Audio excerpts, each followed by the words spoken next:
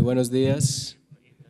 Les agradecemos mucho por su presencia a estas tempranas horas de la mañana para empezar el Congreso, en su último día.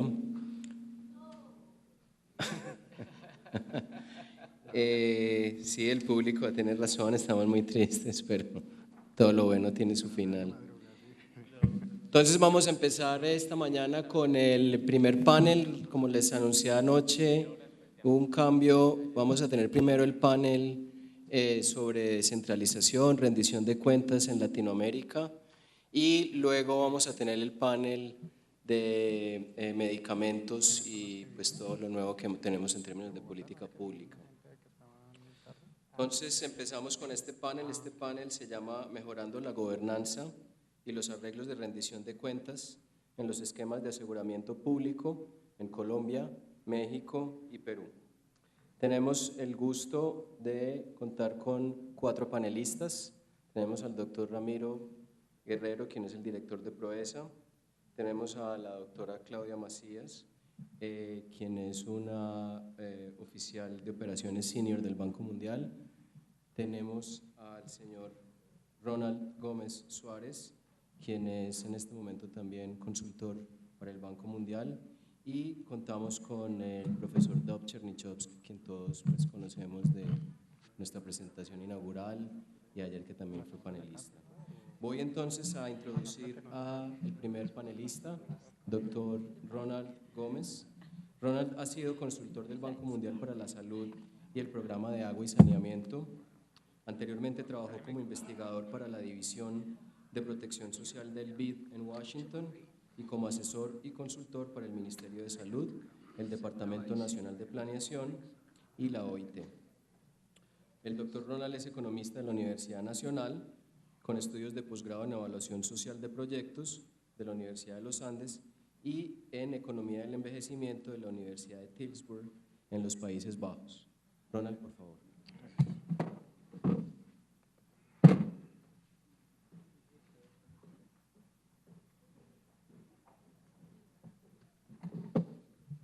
Muchas gracias, Sergio. Buenos días a todos. Espero que no les haya dado muy duro la madrugada. A mí me dio muy duro, pero esperemos que podamos tener como un poco la idea general de lo que vamos a hacer. En principio voy a introducir este panel, el proyecto que el Banco Mundial ha venido financiando y apoyando en los países de Latinoamérica. Vamos a hacer como una idea general de los estudios. Si bien el panel está llamado como Mejorando la Gobernanza y la Rendición de Cuentas, vamos a concentrarnos en unos temas específicos de descentralización y en los sistemas de salud subsidiados de México, Colombia y Perú.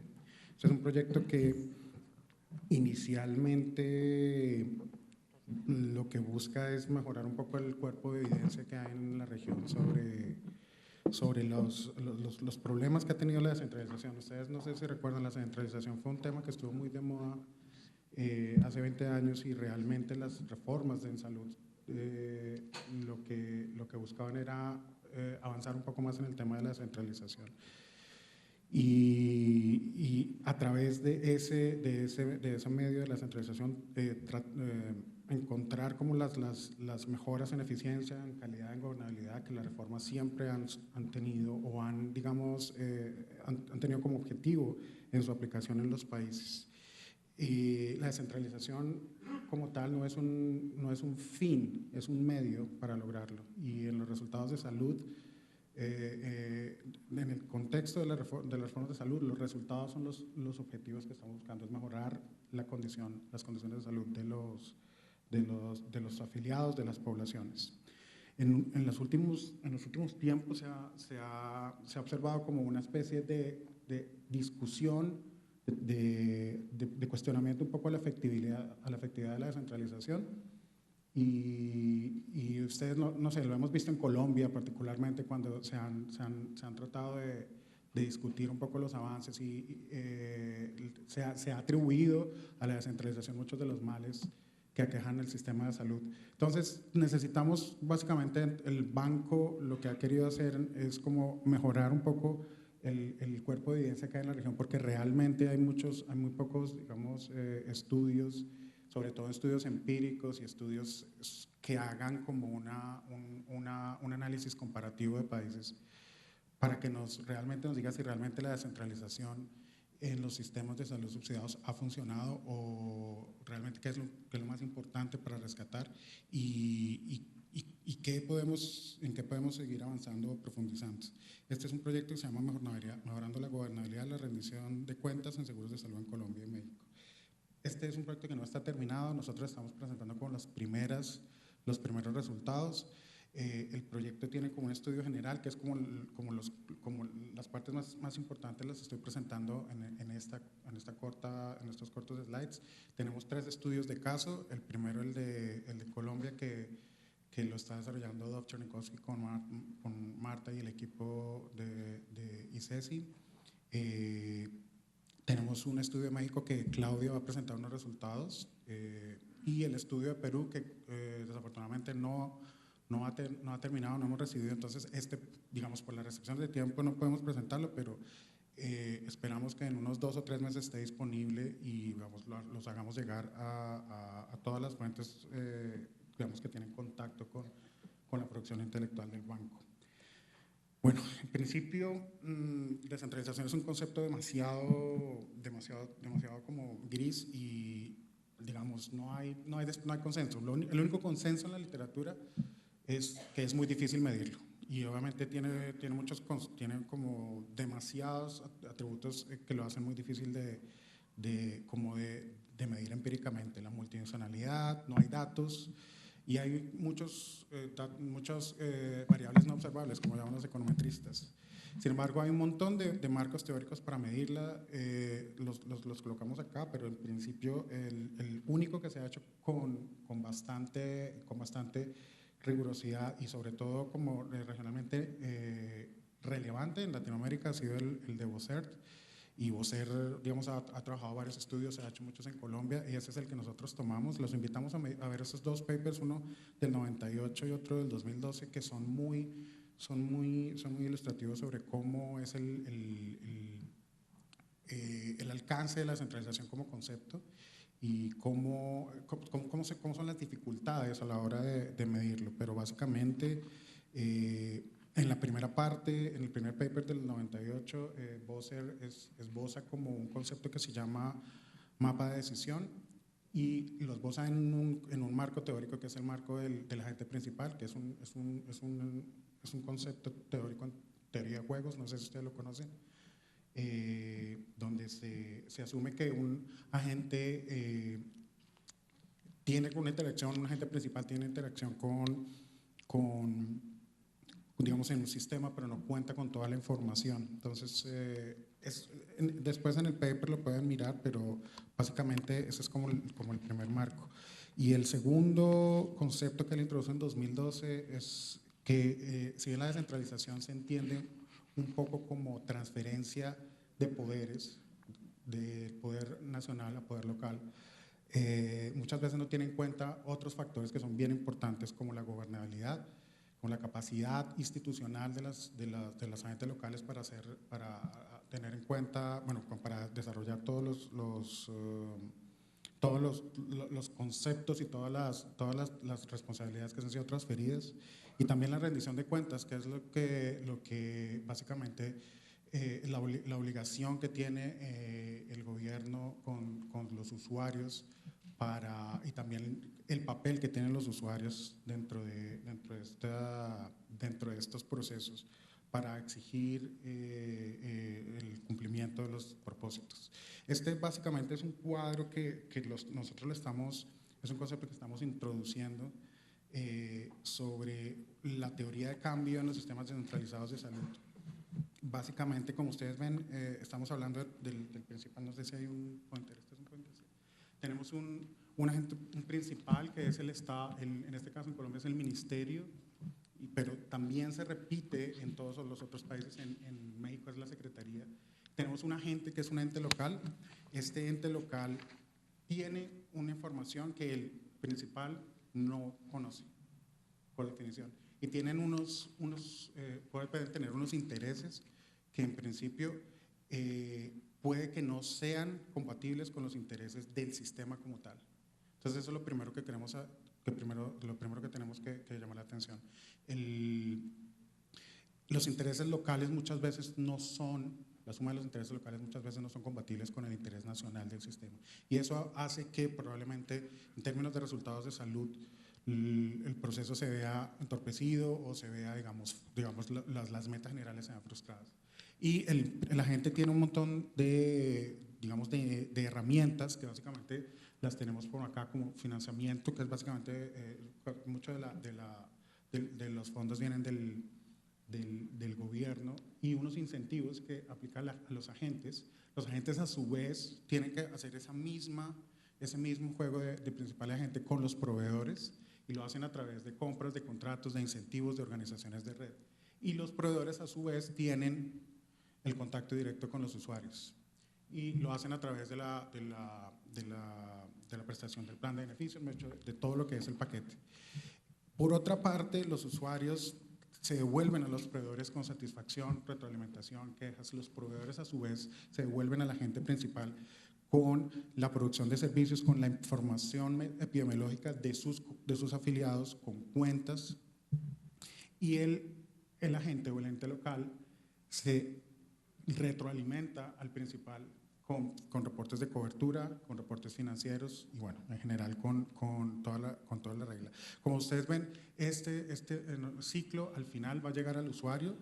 El usuario recibe los servicios y dentro de toda esta cadena causal, por eso le damos teoría de cambio, al final es lo que va a llegar a los resultados en salud. Los resultados son unos indicadores y unos indicadores básicos de salud, que son los que tenemos como, digamos, contemplados en cada una de las, digamos, de los sistemas de monitoreo y digamos, los más importantes. En este caso, los resultados en salud que más se ajustan en los análisis comparativos son los que están determinados por el marco de atención primaria. Por eso quisiéramos como avanzar un poco tiempo. Vamos a avanzar un poco con el desafío de la atención primaria, porque me parece que es un mensaje muy importante dentro del esquema del análisis que está proponiendo el banco. Nosotros tenemos estos resultados, y estos resultados muchas veces cuando los queremos homogeneizar no tenemos como un marco para hacerlo, y la atención primaria termina siendo como el enfoque consensuado para enfrentar básicamente los problemas que se han venido experimentando epidemiológicamente en Latinoamérica, la doble carga epidemiológica, la pandemia de las enfermedades crónicas y todavía la incidencia de enfermedades transmisibles. En Colombia lo vemos con la nueva epidemia del chikungunya, y también obviamente con todos los desafíos que eso genera. Y dentro de los marcos de los sistemas que son todavía centralizados y los que están intentando descentralizarse, estos desafíos que genera una falta de foco en la atención primaria se vuelven realmente importantes, y se vuelven realmente importantes en el enfoque de la centralización. Cómo la descentralización nos está ayudando a mejorar el enfoque de la atención primaria. Entonces, estos resultados son los que estamos intentando medir. En Colombia ya hemos empezado con el trabajo que está desarrollando Dov y su equipo. Esperamos tener unos resultados pues un poco más consolidados en poco tiempo, pero lo que queremos es básicamente en todos estos sistemas tratar de contar con información un poco más clara de indicadores, y estos indicadores son básicamente los que ustedes ven: incidencias diabetes, incidencias de enfermedades como cardiovasculares, en general todos los modelos de prevención. En esta cadena, uno de los links más fuertes es en el prevención. Si ustedes ven, los proveedores y los usuarios tienen un link grande al final. Al final ellos son los que van a ver. Tenemos un montón de evidencia disponible en la región, pero tenemos muy poco para medir en términos de datos. Y hay una información disponible. Ya tenemos 3 minutos, entonces me voy a apurar. Sin embargo, no tenemos información en Latinoamérica para decir realmente si hay o no unas mejoras de eficiencia por los sistemas descentralizados. Tenemos 3 países que han desarrollado reformas parecidas. El Seguro Popular en México, que tiene menos de como 12 años, el régimen subsidiado que tiene ya más tiempo, y el SIS en Perú, el Sistema Integrado de Seguridad Social, de seguro, perdón. Todas estas reformas han empezado digamos, con enfoques distintos, pero tienen contenidos similares. Las 3 reformas buscan mejorar la cobertura dentro de entornos donde digamos, hay una gran cantidad de población sin atención, hay una población que es informal, es una población que no está, y también hace un poco como responden a la crisis que han tenido los sistemas tradicionales de seguridad social, todas, en el caso de México el IMSS, en el caso de Colombia el Seguro Social y en el caso de Perú de salud. Entonces, todos tienen como unos conceptos claros, muy similares y como un desarrollo parecido, obviamente con diferentes etapas. Perú hasta ahora está empezando, Perú todavía tiene un problema de cobertura grande. Colombia y México teóricamente han alcanzado la cobertura universal, pero pues todavía tenemos problemas de acceso grandes. Y los 3 son modelos que se aplicaron con la descentralización como marco teórico fundamental. Entonces, voy a avanzar un poco como como el resultado del análisis en principio que nos dice, digamos, cómo lo vamos a lograr. Tenemos unos atributos y tenemos, ustedes lo que ven, los atributos en este caso de la atención primaria para el régimen subsidiado, que son básicamente como componentes de la atención, que es financiamiento, los mecanismos de aseguramiento, la organización de servicios, la prevención de vida saludable, las reglas de acceso, la prevención y vida saludable, perdón, y los planes de beneficios. Cada uno de estos atributos tenemos 3 tipos de decisión, que eso lo estableció José, pero tenemos tres formas de elección o tres como características o forma o libertad de elección que tiene en este caso la gente local. Es una elección limitada, una elección media y una elección amplia sobre básicamente la cantidad de autonomía que tiene un agente local para tomar decisiones. Y si ustedes se dan cuenta, cuando estamos en el lado izquierdo es donde están más restringidos y en el lado medio más, como digamos, relativamente tienen restricciones, pero todavía tienen un marco de acción. Al final, el sistema en Colombia tiene una autonomía como lo hemos llegado, obviamente está sujeto a discusión, pero tiene un nivel de libertad de elección media. Ya se está terminando el tiempo. Vamos a mirar este último slide para comparar un poco. Si ustedes, quiero que lo vean, dentro de estos atributos están en inglés todavía México y Colombia. México, se supone que si los cuadros negros están más hacia la izquierda, el país está menos descentralizado, si está más hacia la derecha, está más descentralizado. Este cuadro, lo único que quiero que vean es simplemente cómo comparar los efectos de descentralización en 2 países. Están muy parecidos en términos de cuáles son los atributos o en general, cuáles son los países que tienen más descentralización o no. Pero como ustedes ven, casi todos están concentrados en esta área. Tiene un nivel de elección media. Vemos que Colombia tiene un poquito más de autonomía para los entes locales, pero en principio el mensaje es que tenemos que llegar, antes de llegar a reformas que no sean, digamos, que busquen echar para atrás en todos estos 20 años de descentralización. Tenemos que tener más evidencia, tenemos que contar con más información a nivel regional, y lo que queremos es llenar estos vacíos, llenar estos gaps con estos estudios que estamos introduciendo. Vamos a ver ahora el caso de México un poco para conocerlo, pero en principio al final del proyecto vamos a tener el mapa con Perú y vamos a poder, digamos, proveer esta información para facilitar las decisiones de política en todos estos países. Entonces, pasamos con México y vemos el caso mexicano y después vemos un poco de lo que ha pasado en Colombia.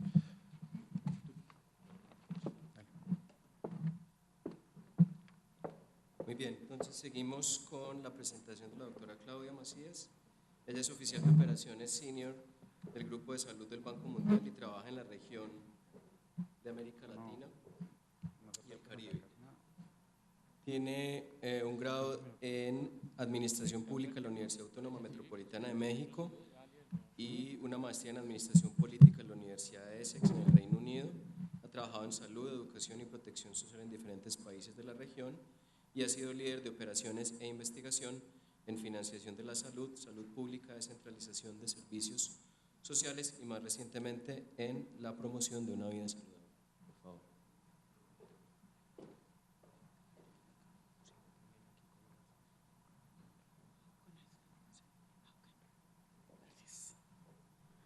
Hola, buenos días. Muchas gracias por la invitación. Bueno, como Ronald les comentaba, la experiencia de México fue parte de este estudio de descentralización y es lo que a mí me toca presentar en esta mañana.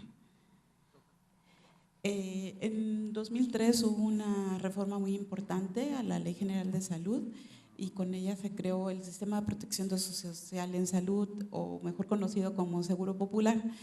Básicamente la motivación por esta reforma fue que a principios de los 90 gran parte de la población, aproximadamente el 50% de población mexicana, carecía de un seguro de salud.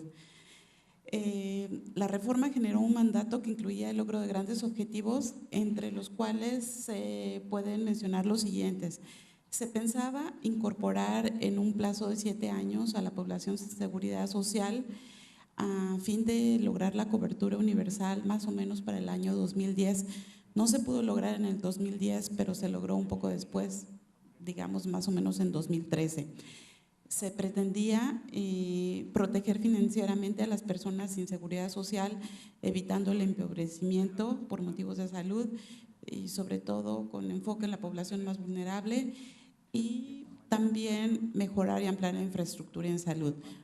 Algo que no está mencionado aquí, pero que está implícito en la reforma es lograr la separación entre el financiamiento y la prestación de los servicios.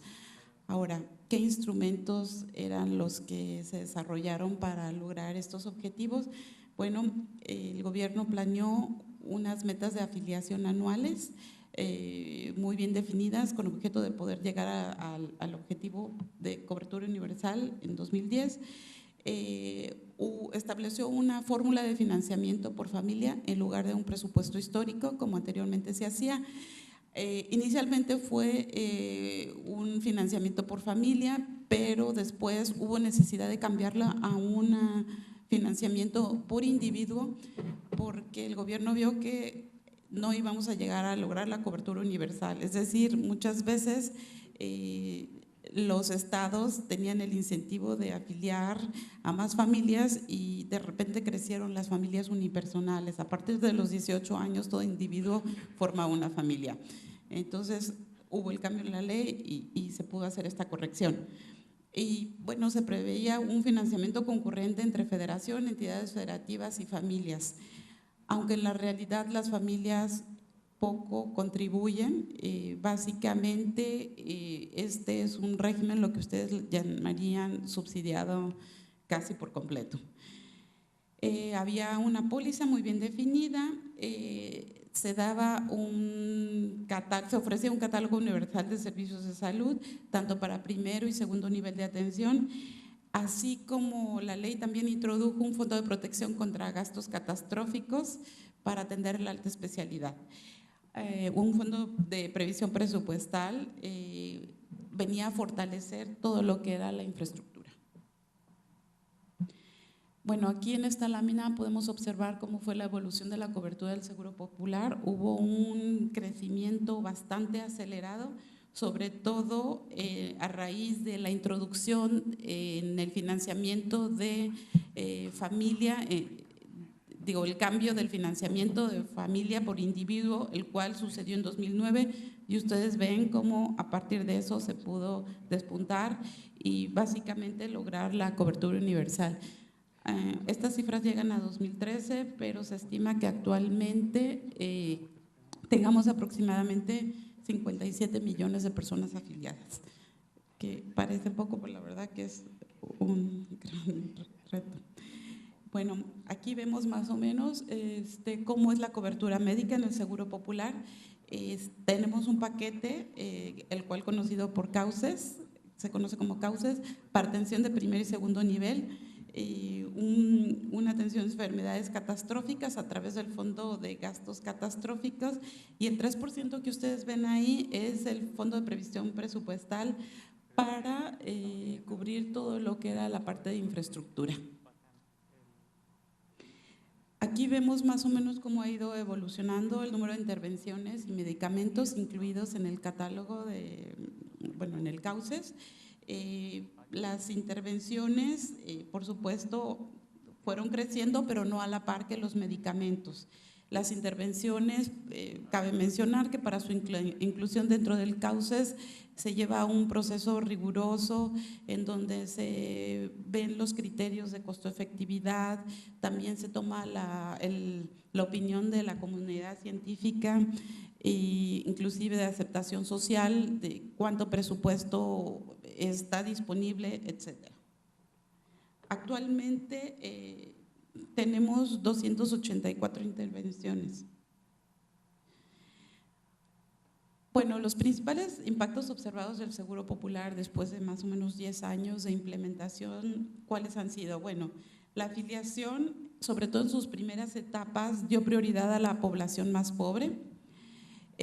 La cobertura efectiva, es decir, la utilización real de los servicios provistos, se incrementó como consecuencia de la política. Esto, bueno, se documenta en varios estudios, entre ellos el de Scott Gadicou y Sosa y Ruby, y también ha contribuido a disminuir el gasto de bolsillo y el gasto catastrófico, aunque esto ha sido de manera modesta comparado con la inversión tan importante que se ha hecho en el rubro de la salud. El gasto de bolsillo se redujo de 51% en 2000 a 47% en 2010. O sea, sí hubo una reducción, pero no fue tan grande como nosotros hubiéramos querido. Igualmente el gasto catastrófico descendió de 3.1 a 2% del gasto total en salud. Pese a sus logros, el Seguro Popular tiene retos muy importantes. Estos son algunos, no son todos. Sobre todo, hay gran desigualdad en los estados en términos de resultados en salud y de gasto en salud, así como baja calidad de los servicios por falta de incentivos para mejorar la producción y mejorar la calidad de los mismos. La implementación del Seguro Popular descansa en un modelo descentralizado.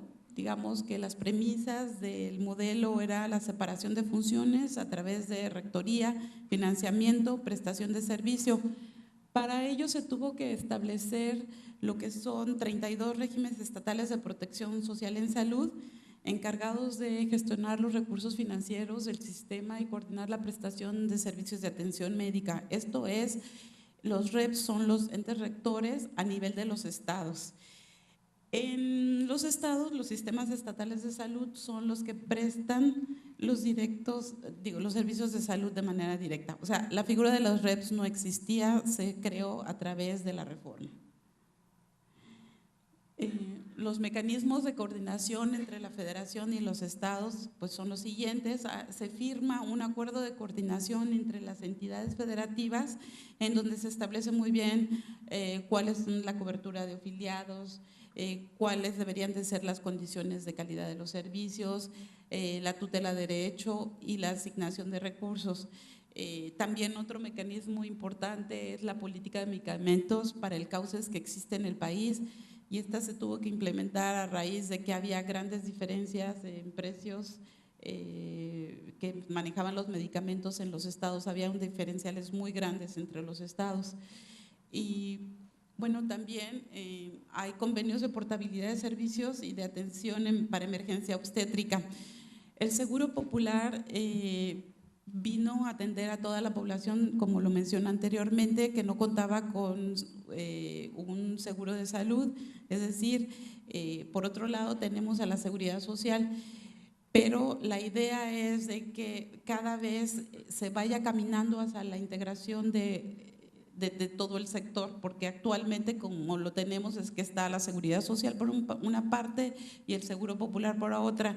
Se ha logrado avanzar un poco hacia la integración del sistema, sobre todo en el intercambio de servicios y convenio de atención para emergencia obstétrica, pero en este sentido todavía nos falta muchísimo por caminar.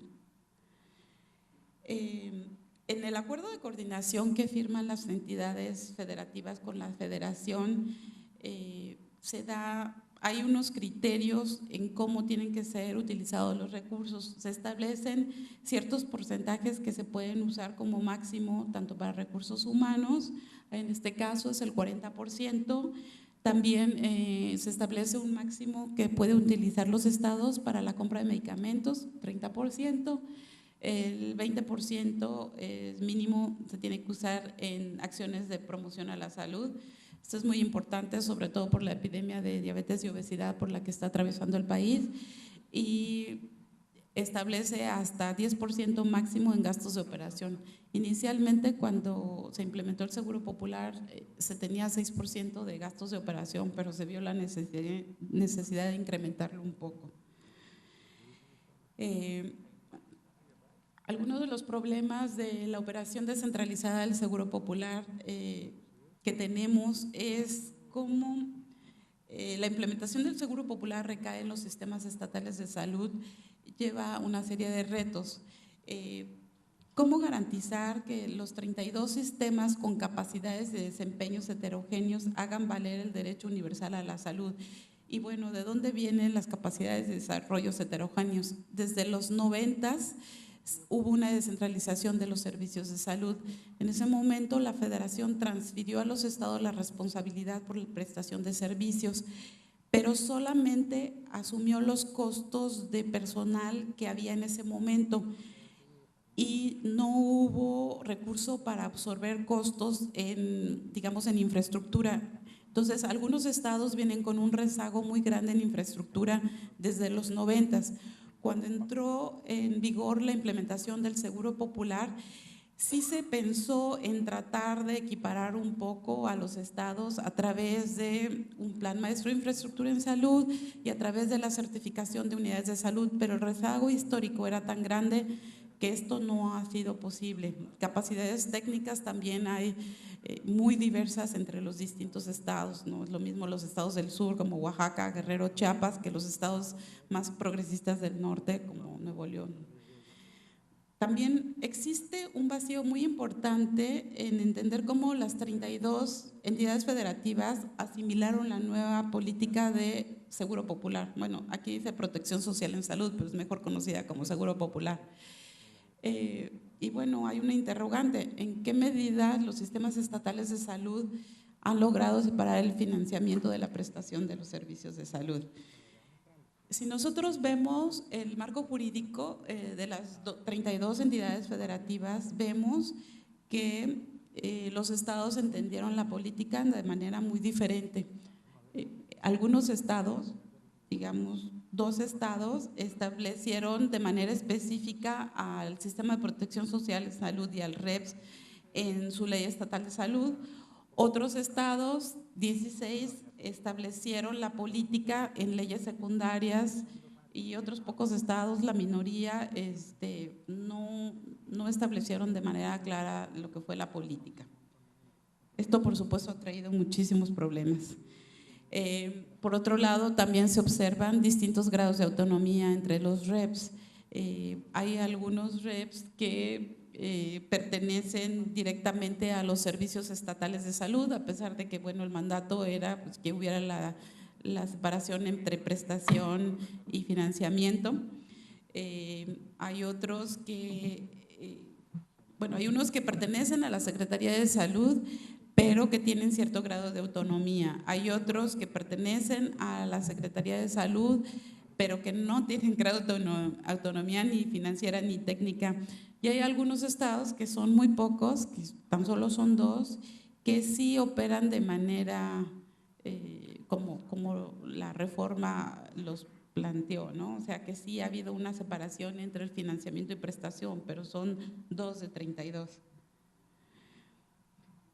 Recientemente hubo, bueno, el año pasado, reformas a la Ley General de Salud. Estas reformas fueron, o sea, con el fin de dar mayor transparencia a cómo los estados utilizaban los recursos destinados a mejorar los a la prestación de servicios de salud. Porque para la federación era un poco como una caja negra, porque no hay como los suficientes mecanismos de rendición de cuentas. Entonces hubo una serie de medidas que todavía no han sido suficientes, pero por lo menos han ayudado un poco. Las nuevas medidas incluyen que los REPs deben realizar su actividad de manera independiente de la prestación de servicios, o sea, no ser juez y parte. Los acuerdos de coordinación que firman los estados con la federación deben estipular modalidades orgánicas y funcionales de los REPs, o sea, ya no se da a los estados la libertad de hacer un poco lo que ellos pretendan, y se da mayor certeza al pago por prestación de servicio entre entidades federativas, es decir, se fortalece la portabilidad de los beneficios del Seguro Popular. Una persona que se atiende en Oaxaca, que es de Oaxaca, pero que por alguna razón se tenga que trasladar a Zacatecas, puede hacer valer su derecho. Esto es un gran logro que no teníamos anteriormente. Perdón, doctora Claudia, un minuto. Ay, sí, me apuro. Se establecen delitos específicos por el desvío de recursos del Seguro Popular.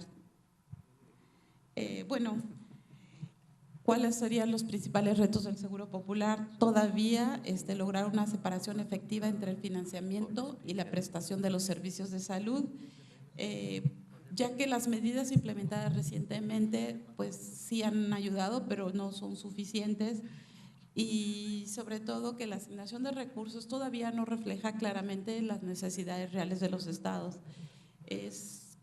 Por lo que hemos visto, es necesario para México hacer una reestructuración organizativa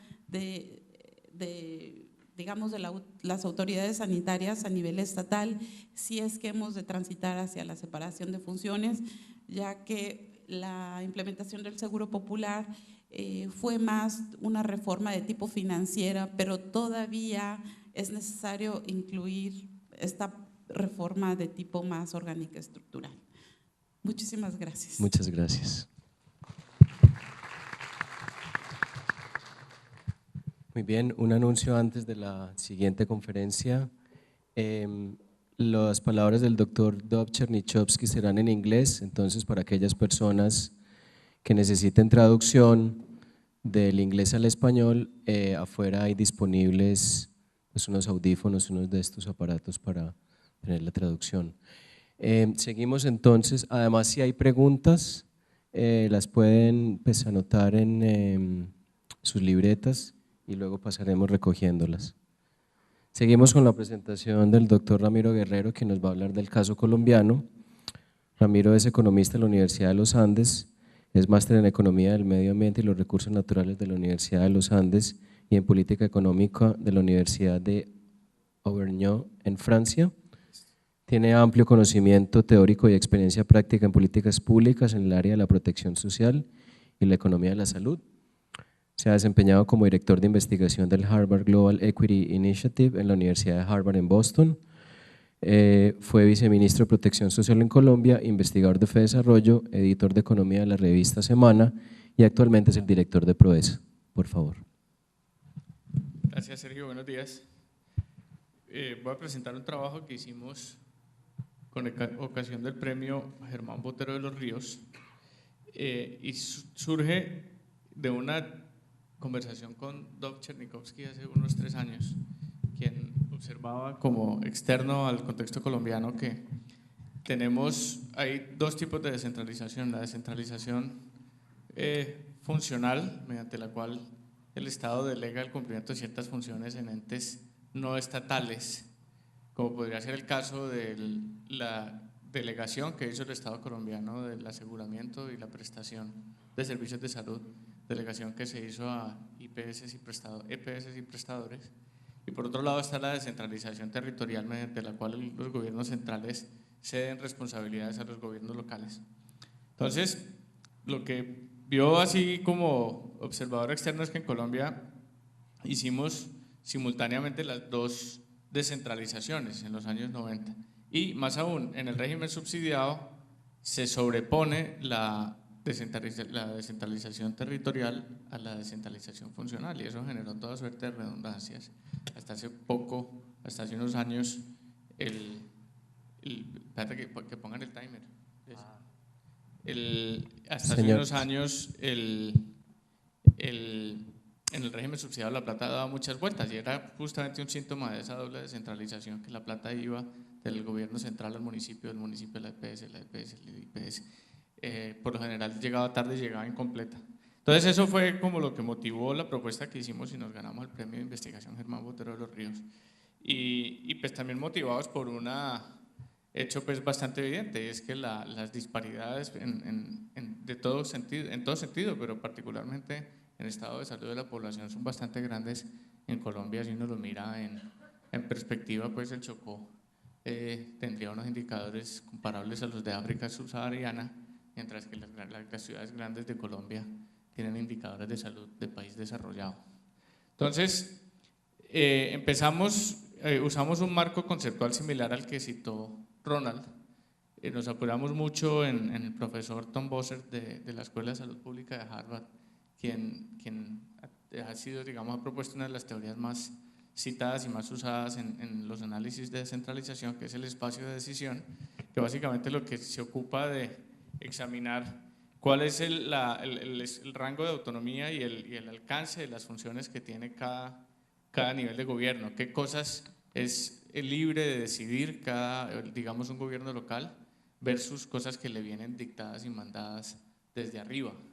Entonces, hay como toda una metodología pues para analizar el espacio de decisión o el rango de las atribuciones que tiene cada nivel de gobierno. En el caso colombiano extendimos el marco conceptual de Tom Bossert para considerar también las organizaciones privadas que cumplen funciones públicas o que prestan el servicio público de la seguridad social en Colombia, vale decir EPS e IPS.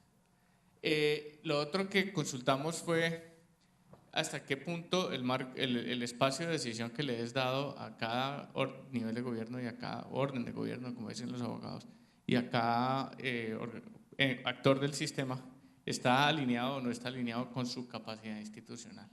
Porque una descentralización puede fallar porque fácilmente pues, suele ocurrir que se le dan ciertas atribuciones o cierto espacio de decisión a un nivel de gobierno que no tiene la capacidad institucional para ejercerlo, o a un ente privado que no tiene la capacidad institucional para mirarlo. Entonces examinamos muy a fondo pues, la capacidad institucional vista por recursos humanos, sobre todo gestión, procesos administrativos, etc.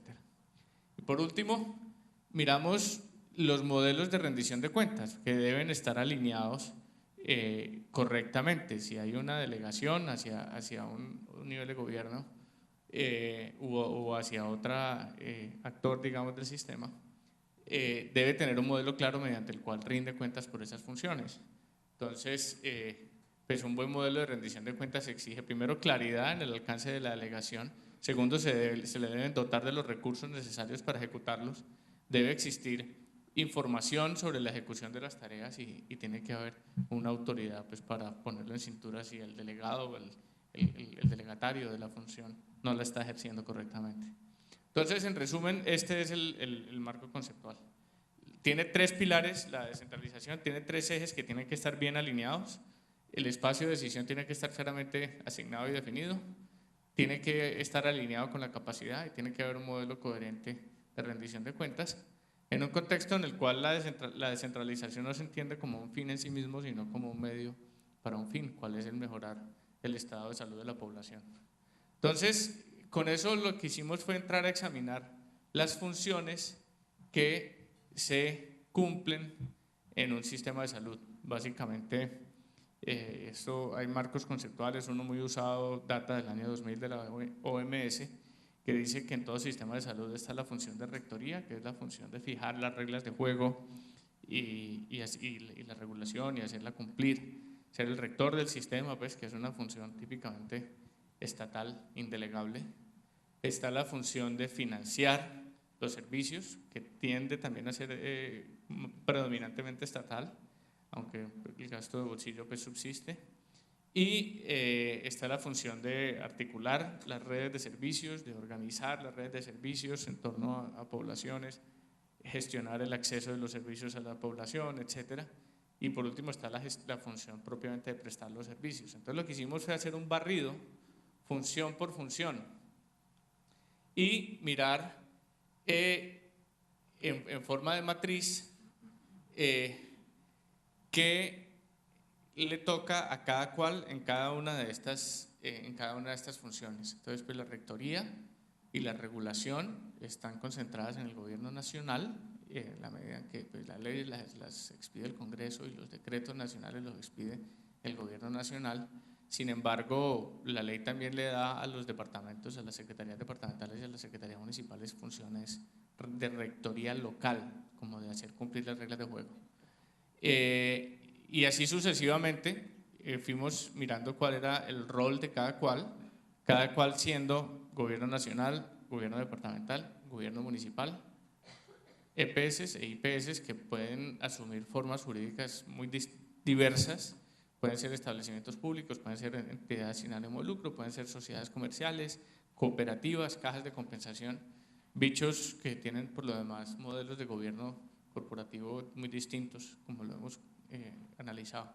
Entonces hicimos un análisis exhaustivo de las normas, de la literatura y una serie de entrevistas estructuradas con personas que han ejercido esas funciones en los diferentes tipos de instituciones y un análisis de datos que nos permitían documentar, digamos, la capacidad. Entonces encontramos muchos problemas recurrentes con la descentralización en Colombia, grandes problemas de coordinación entre actores estatales y no estatales y locales en el cumplimiento de ciertas funciones. Ahora me voy a referir más específicamente a casos. Muchos problemas de capacidad en la mayoría de los municipios de Colombia, una capacidad institucional mínima, una ciudad no lejos de aquí del orden de 200.000 habitantes cuya Secretaría de Salud tenía 2 funcionarios de planta. Problemas de falta de masa crítica local para el cumplimiento de ciertas funciones, y voy a volver sobre eso, y problemas de incompatibilidad, podría decirse incluso de conflicto de interés.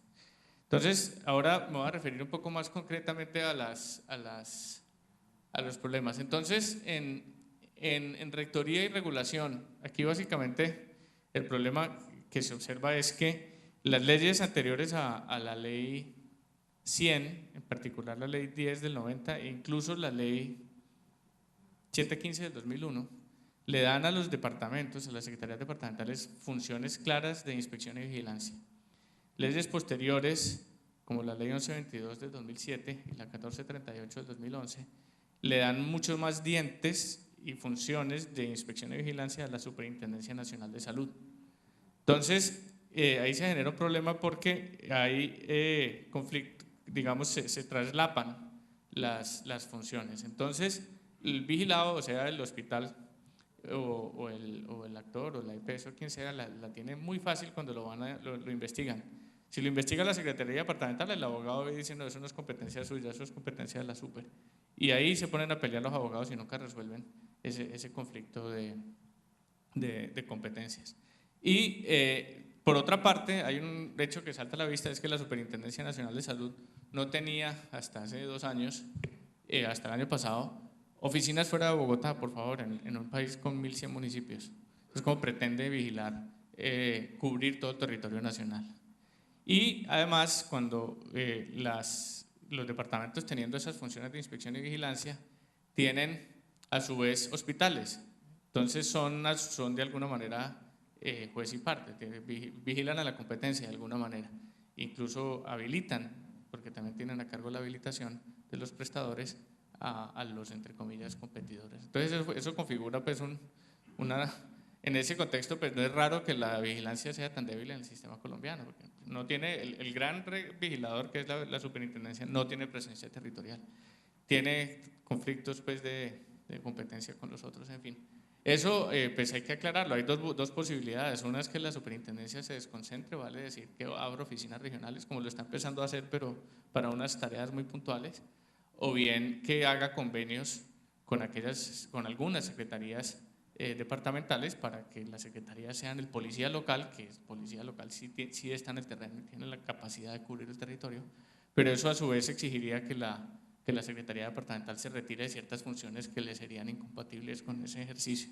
Entonces, esa sería, digamos, una primera línea de conclusiones en lo que tiene que ver sobre todo con vigilancia y control.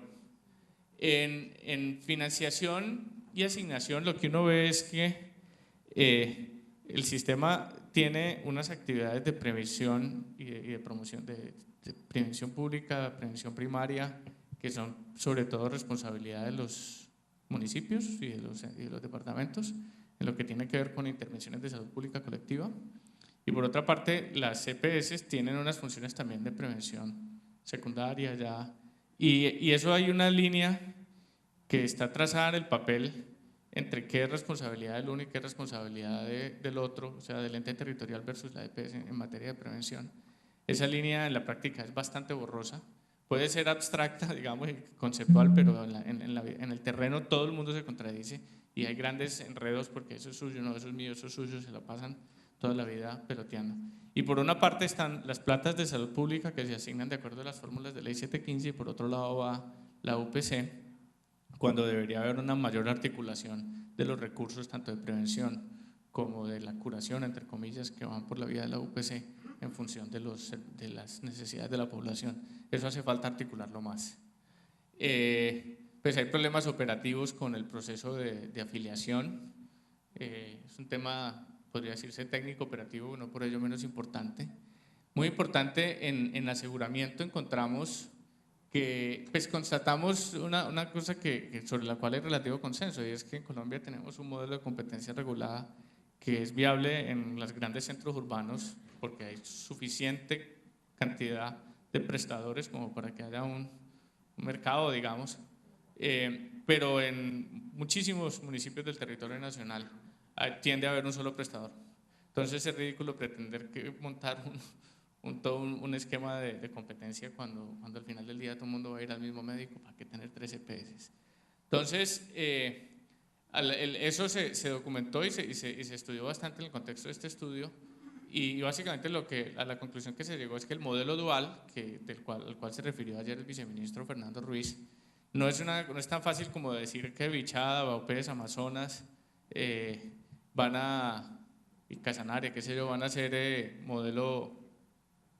monopolio público y el resto del país va a ser modelo de competencia. No, dentro de un departamento como el Valle del Cauca, como Antioquia, como Cundinamarca, hay municipios donde tampoco están dadas las condiciones para el modelo de múltiples competidores, de manera que el modelo dual y el modelo de competencia de alguna manera se traslapan en el mapa de una manera mucho más granular, incluso en departamentos más desarrollados del país. Luego dimos algunas posibilidades sobre cómo se podría hacer eso, pero básicamente lo que estamos pensando en el contexto de este estudio es que en los municipios que tienen un umbral de población, cierto umbral de población para abajo, solo sería viable la existencia de una institución que cumpla la función de EPS. Lo estamos dejando abierto porque no estamos diciendo necesariamente que deba ser una EPS con la forma como existen hoy en día, pero no habría, digamos, masa crítica para tener, digamos, operando un centro de atención primaria en ese municipio. O sea, si 2 llegan a montar un centro de atención primaria en ese municipio, ya no tienen, digamos, la masa crítica para que sea viable su operación.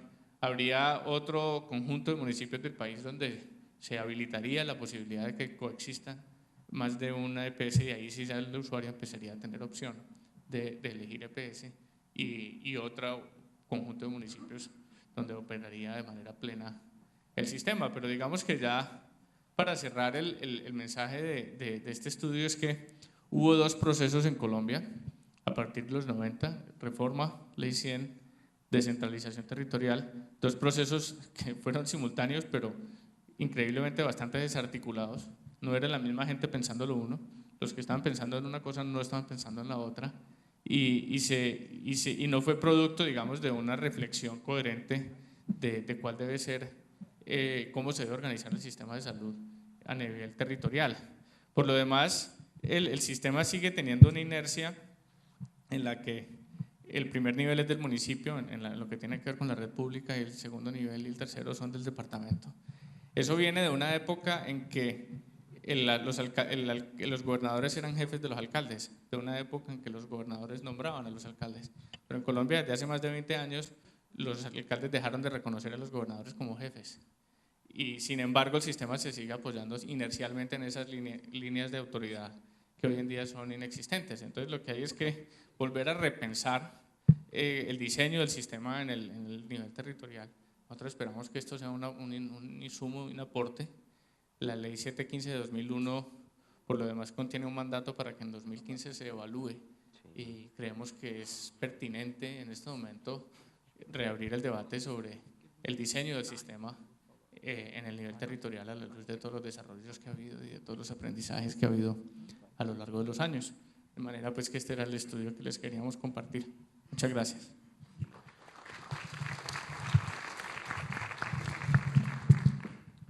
Muy bien. Por favor, si tienen preguntas, hay asistentes de investigación para recogerlas. Estamos pasando por los corredores, por favor, Mayra. Es muy importante para tener algo de discusión aquí en el panel después. Vamos entonces con solo 6 minutos. 6 minutos. Vamos entonces a unas palabras de cierre a cargo del profesor Dove, quien ha estado, digamos, conceptualmente detrás de todos estos estudios y que sigue apoyando pues, al equipo del Banco Mundial y a los equipos de los países en este tema. Por favor, Dove. Okay, muchas gracias. I hope everybody who needs the headphones has them. I was given by Sergio about 5 to 6 minutes, so I'm not going to make a full presentation, but just make a few comments and reflection about the concept of decentralization. And let me tell you a little story about decentralization. First of all, we should thank the people of the World Bank, somebody who is not here, Antonio Giuffrida, who agreed really to support this meeting in this session and bring down the people from Mexico and Washington. And I think it's very important to acknowledge that. Now, Antonio is running this project that is called SFLAC that was mentioned before. So let me tell you a little story about decentralization in this context. The concept, the project has 3 countries. It was mentioned Peru, Mexico, and Colombia. Now, which country you think got more money from the project than the others? The project was sort of decentralized. Well, my hypothesis, I didn't check the account, is that Colombia got most of the money. And you know why Colombia got most of the money, more than Peru and Mexico? Because there was a lot of local capacity infrastructure here in support of the project. We had ICESI, we had PROESA, the government was very cooperative and so on. So basically where we had more resources, more infrastructure, eventually we got also a larger augmentation of these resources.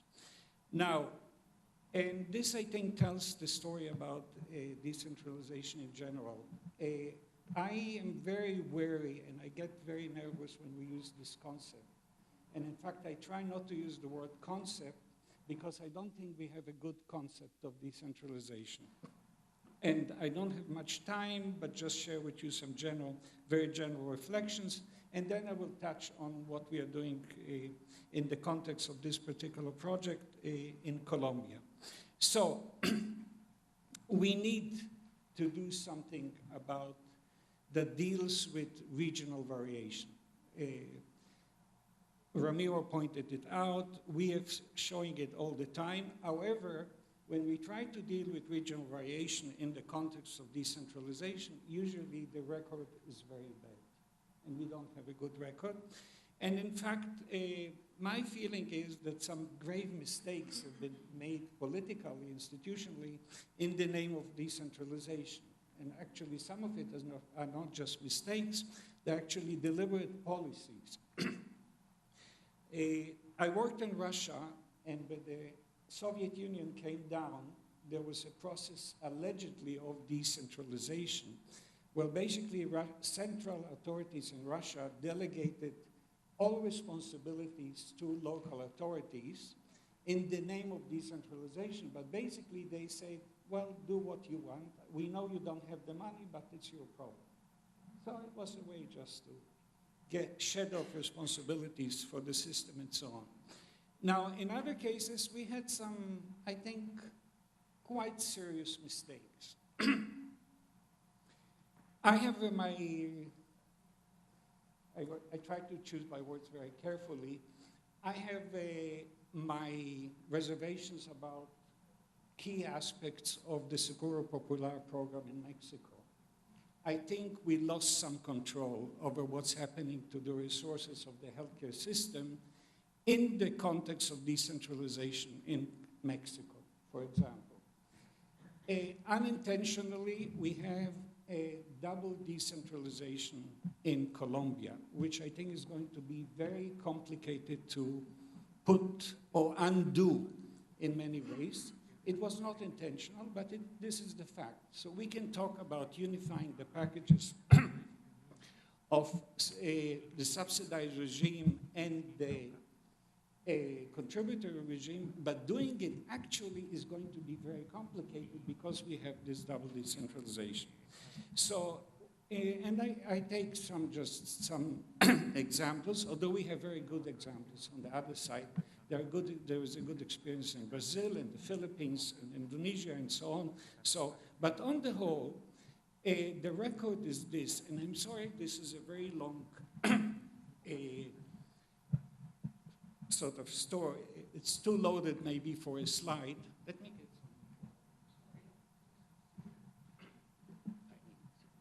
some. Gracias. Okay. So here's your time to read the slide. This slide is 11 years old, but I think the reality is not changed. Basically, the record of decentralization had mixed results, and this is a very, I think, conservative statement, okay?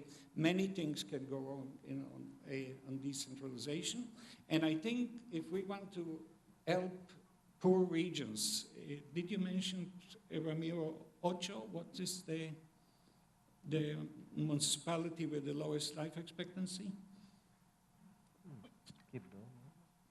No, it's okay, doesn't matter. Okay. I don't think that this will be helped by the fact that we can let them manage their resources by themselves, okay? For this reason, and this is the only thing I will focus on my discussion, although I had a longer presentation, I changed the concept of decentralization to federalism. I think we should look about the concept of federalism or functional federalism instead of decentralization in the healthcare system. Because many aspects that we want to resolve in this system really have to do actually with centralization, okay? With control of central authorities, with supervision of central authorities. And the issue is very complex because it's like raising children. On the one hand, you want to let them fly on their own. On the other hand, they may break their heads. And the issue is, how do you balance the two? And I think the trick of well-designed healthcare system is balancing really central and local activities in some way. And this is the reason I have this Hungarian square box, is to align the things that are very complex, we have to align so that the colors fit well. So, and if we look at healthcare system, and I will jump a lot of what I've been trying to say. Sorry, I must have missed that. slide. If we look at healthcare system, and I think Rapiro, this is what I wanted to say, if we look at an healthcare system, a lot of activities actually need to be centralized. And before you centralize, there is no point to decentralize. Okay, this is my approach. And this is why I push the concept of federalism rather decentralization. Okay, and health system is not made up of decentralized activities. It has to be a blend between, and what we see that usually, and Ramiro pointed it out, the stewardship, fundraising, etc., need to be centralized. We want provision to be decentralized. And then we have the issue of purchasing, which Ramiro called purchasing, which we debate how we should manage. Should it be managed centrally? Should it manage decentralized, in a decentralized fashion? I take the view, it's my personal view, that weak areas have to be somehow managed from the center, at least in some transition period, and that can be an issue. So I think this is some of my major comments, and out of many that I have on this issue. And basically, and maybe I'll stop here. Yes. Okay? Sí. Is that we should rethink the concept of decentralization and change it from decentralization to what I call a functional federalism. And about the Colombian study, we'll tell you some other time. Thank you. Thank you, Dov. Muy bien. Rápidamente, para alcanzarle la programación, tenemos dos preguntas. Una es para Claudia sobre el caso de México. Una persona de la audiencia pregunta, usted mencionaba que no ha habido un gran impacto en el gasto catastrófico con la implementación del Seguro Popular. ¿Cuáles son las hipótesis detrás de este hecho? ¿Será que los problemas que persisten están asociados con la disponibilidad y calidad de los servicios de salud? Elementos que no se resuelven con la introducción de un seguro de salud que brinda sobre todo protección financiera. Sí, bueno, estoy totalmente de acuerdo.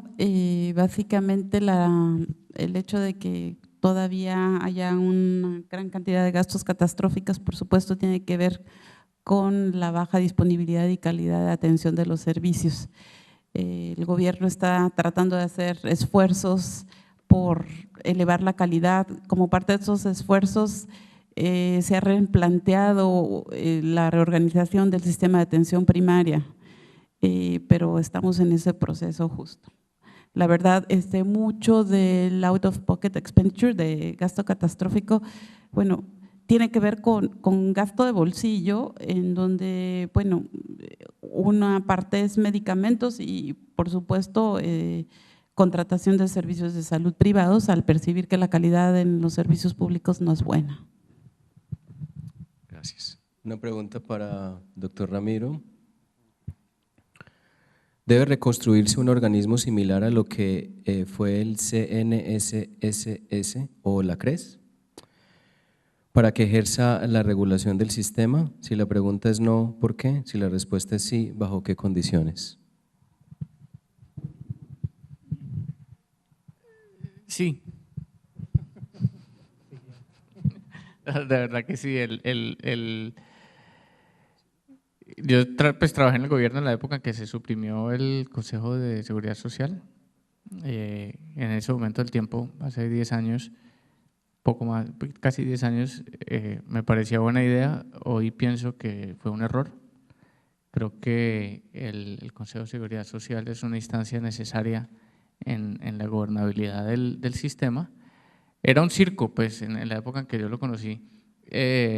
Y muy desordenado y era un juego de intereses, digamos, particulares de actores del sistema que tenían representación ahí, pero era porque estaba mal regulado. Entonces, a la segunda parte de la pregunta es que sí debe existir una instancia con una parecida al antiguo Consejo de Seguridad Social, digamos, en lo que tiene que ver con su función y el alcance de sus atribuciones, pero debe haber una mucho mejor reglamentación de su composición y de su operación para que no se configuren, digamos, pues para eventuales conflictos de interés que puede haber pues, para el representante de este actor o del otro en torno a ciertas decisiones, pero eso es cuestión de tener un buen reglamento y en ese orden de ideas pienso que es buena idea revivir el Consejo Nacional de Seguridad Social.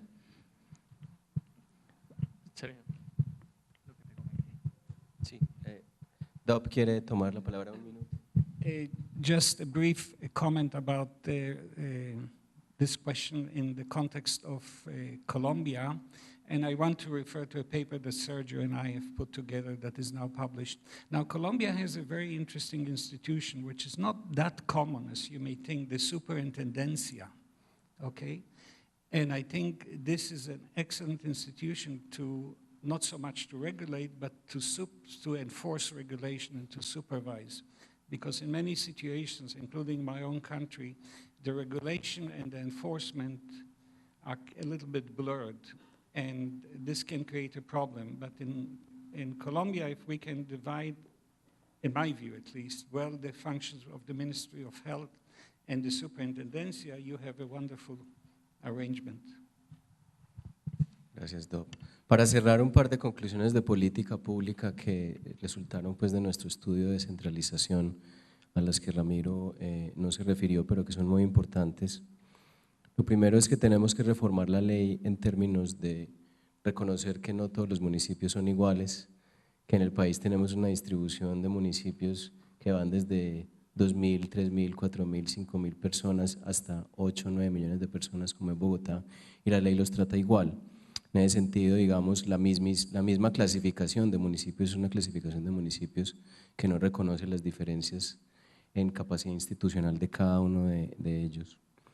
Y lo segundo es también con política pública, con mejor regulación, definir mejor el rol de cada una de las entidades y en especial de los secretarios de salud.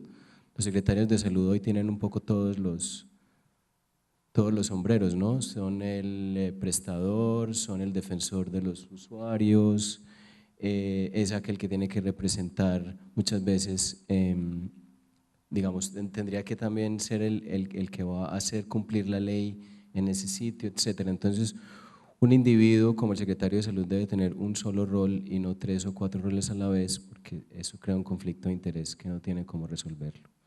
Muchísimas gracias a todos. Seguimos con el panel de farmacovigilancia y medicamentos. Estamos 10 minuticos tarde, pero yo creo que podemos alcanzar el tiempo. Muy amables, gracias.